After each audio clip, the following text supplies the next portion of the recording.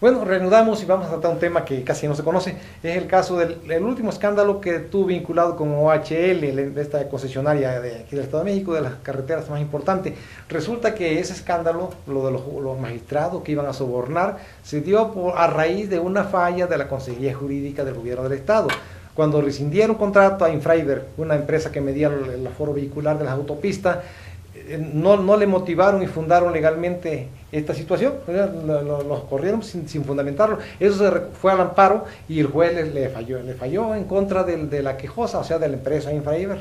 Y luego, como le rechazaron el amparo, acudió a un tribunal colegiado, y ese tribunal colegiado, pues a partir de allí pretendieron, cuando menos la plática que tienen los directivos, pues de que los querían corromper, que le iban a dar dinero, que le iban a echar una manita a esos magistrados. Pero si desde un principio hubieran fundamentado bien la rescisión, pues el escándalo no se hubiera dado. Se dio porque es muy deficiente la Consejería Jurídica del Gobierno del Estado. Sí, porque para este tipo de decisiones tienen que establecer, motivar, fundar, como tú señalas, sí, cuáles son los argumentos por los cuales se acepta, no se acepta cierta cuestión.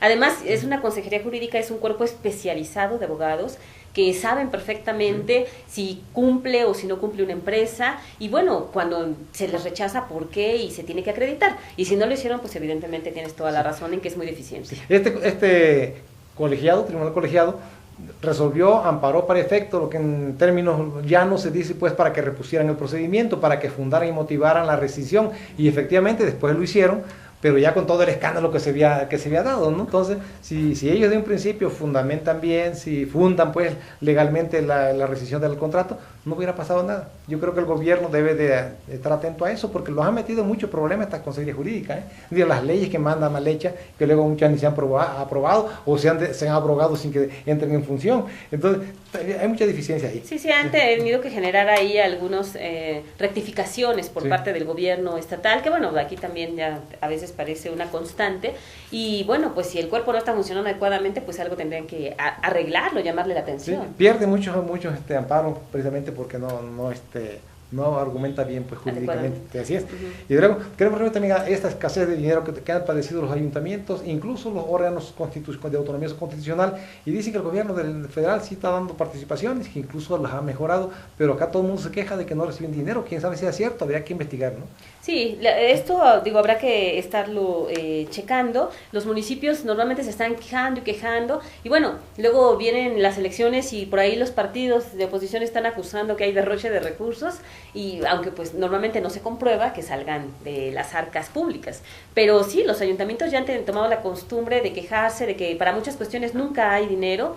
Y pues es lamentable porque el gobierno federal y el estatal casi siempre demuestran que les están entregando, y sobre todo a los del PRI, por supuesto, los recursos de manera puntual. Entonces, ¿qué está pasando con ese recurso? Sí, en los últimos meses ha habido un gran rezago en pagos a proveedores y contratistas, se quejan mucho y dicen que esto forma una cadena pues de incumplimiento de responsabilidad, de obligaciones, porque si no le pagan al proveedor, el proveedor no le paga al otro, al que le vende insumos, y se hace una cadena grande negativa, ¿no? Un círculo vicioso.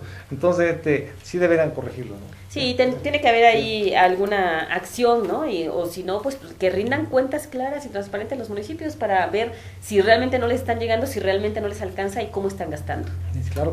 Y de luego queremos también referirnos a esta noticia triste, lamentable, que es el fallecimiento de este político Manuel Camacho Solís, un hombre talentosísimo, muy preparado, sólidamente formado académicamente y desde luego muy honesto, y que aportó muchísimo a las mejores causas del país, aunque él tuvo el problema de que se enemistó con Carlos Salinas de Gortari, que era su aliado primero, con quien colaboró, y después toda la prensa salinista, todos los que tienen su sueldo en los periódicos, pues se le fueron encima, lo calumniaron, lo difamaron, y la verdad nunca le reconocieron sus grandes aportaciones a México. Sí, lo desprestigiaron, pero bueno, ahora que falleció de un cáncer, al parecer, pues le rindieron un homenaje, es una pérdida sensible, mucha gente lo lamentó, por supuesto, y bueno, pues nosotros también que deseamos, por supuesto, que descanse en paz. Y es decir, fue constructor de acuerdos importantes, él fue el que contuvo lo que ya se venía encima, que era el derramamiento de sangre en Chiapas cuando se alzó el Ejército Zapatista de Liberación Nacional. Fue el mediador y la verdad que sí pudo contener esa situación, revertirla, y pues la verdad que ya no siguió la guerra, ¿no? Por una parte, pero también en la CEDUE fue secretario de lo que antes era Secretaría de de obras desarrollo urbano y ecología, y desde allí a él implantó la cuestión del hoy no circula, fueron iniciativa de ellos, y todas las iniciativas que puso en las reformas políticas electorales, también participó siempre, era un mediador muy eficaz y generaba confianza, generaba tanta confianza entre la oposición que al final de cuentas Salinas desconfió de él porque dice que tenía muchas relaciones buenas con la oposición y por eso no lo hizo candidato presidencial, ¿no?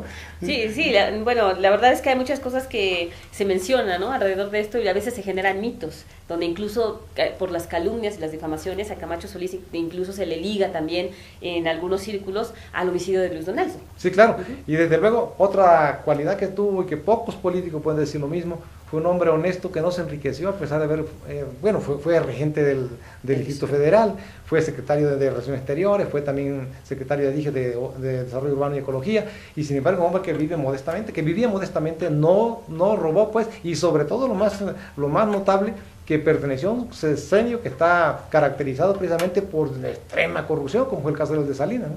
Sí, así es. Y bueno, rápidamente vamos a mencionar, por supuesto, el partido de ayer de la Selección de México, pero más allá antes más bien del tema deportivo, un tema muy sucio que se generó en redes a partir de los artistas de las principales televisoras, incluso de deportistas que se prestaron, integrantes de la selección mexicana, a estar apoyando y estar tuiteando a favor del Partido Verde Ecologista, lo cual es grave, es burdo, es vergonzoso, y habrá que ver qué va a hacer el Instituto Nacional Electoral. La gente estaba muy molesta, les reclamó, incluso al técnico nacional también le llovieron las críticas, y más porque perdió en la cancha y perdió fuera de ella. Sí, pero aquí la cuestión es que quizás cada quien tiene libertad de apoyar, pero había electoral. Pero el problema está en que lo estaba haciendo cuando estaba prohibido hacerlo, y como son figuras públicas, ellos incurrieron en delito electoral. Yo no sé si vayan a fincarle responsabilidad de este tipo, pero que incurrieron, indiscutiblemente incurrieron, y por ser personalidades muy notables, muy notorias, pues deben castigarse con mayor severidad. Sí, la verdad es que sí, porque esto no parece gratuito. Cuando, por favor, que artistas estén tuiteando a favor del Partido Verde, artistas que nunca tienen tiempo de nada, ya parece que van a estar conociendo la plataforma del Partido Verde, enterados de lo que sucede. Evidentemente que no, incluso sus tweets eran muy frívolos, de vamos por los verdes, y al menos los seleccionados nacionales, pues jugando con esas palabras de verdes en cuanto a color, sí, a la selección, al equipo camiseta, de fútbol, como al Partido Verde. Es un delito, por supuesto, el INE tiene que actuar aquí, y bueno, todos los partidos tienen que denunciarlo. Claro. Me parece que ya estaban ahí Morena, PAN y PRD al menos, pero todos tendrían que denunciarlo, porque el Partido Verde empezó de manera ilegal y termina el proceso electoral de manera ilegal, y eso no se puede permitir.